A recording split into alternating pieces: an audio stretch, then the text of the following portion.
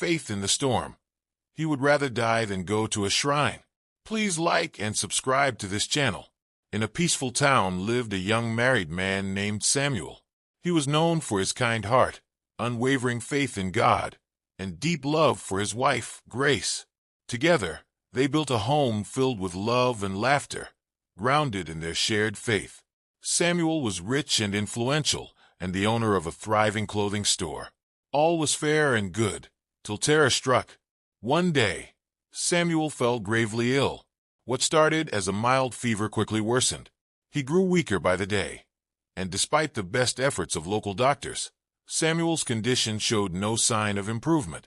The doctors just couldn't diagnose the strange illnesses. All surgeries and treatment options utterly failed. Samuel and Grace decided to retire to the village, pretty rural and close-knit, I must say, because their savings was almost gone, and they couldn't keep up with the expenses. The villagers, deeply concerned for him, suggested he visit a powerful native doctor known for curing the incurable. Grace, overwhelmed with fear and worry, pleaded with Samuel to consider the villagers' advice. "Samuel, please, we have to do something. The native doctor might be able to help you." But Samuel, though weakened by his illness, remained resolute. "Grace, my love, I trust in God alone. I believe that He is the only one who can heal me. I cannot place my faith in another." Days turned into weeks, and Samuel's condition grew worse. The village elders came to visit, urging him to seek the native doctor's help. "Samuel," they said, "you have always been a man of faith, but God also gives us wisdom. Perhaps He has provided this healer for you in this time of need." Samuel looked at the elders with calm determination. "I appreciate your concern, but my faith is in God alone. I will not seek healing from anyone else. If it is God's will for me to recover, I will.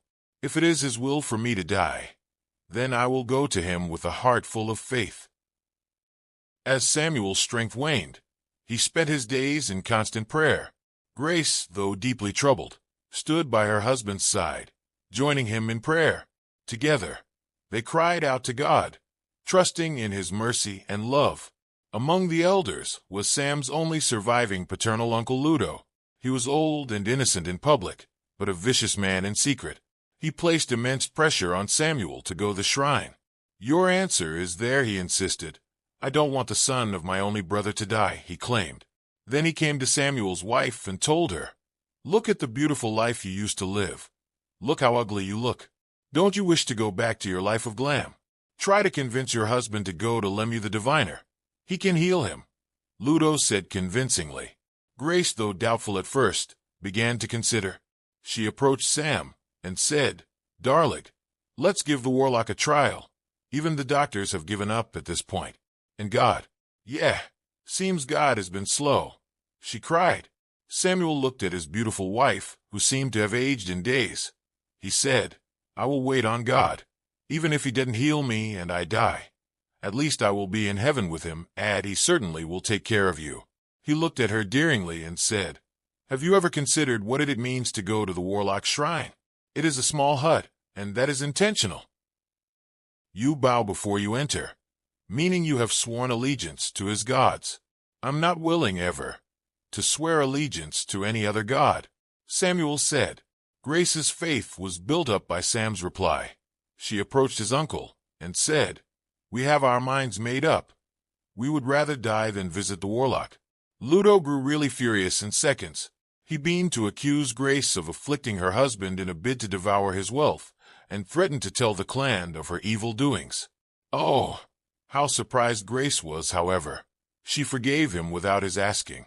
Grace couldn't wrap her head round why he is so concerned and determined.